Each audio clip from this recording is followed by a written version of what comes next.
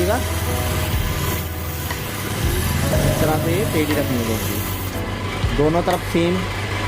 और ये हमारा दूसरा पैर है, तो इसको भी ऐसे ही टेढ़ा रखना है।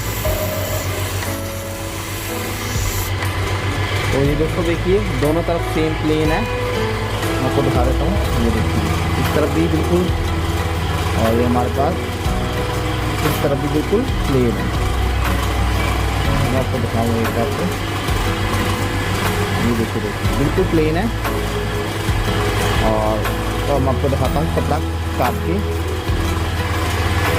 तो दोस्तों हमारी जो कैंची हम चेक करनी है, तो सबसे पहले हमें अपने अखबार या पेपर पे चेक करना है, ठीक है। बिल्कुल वो कागज हो तो उस पर चेक करिएगा, हाँ बिल्कुल।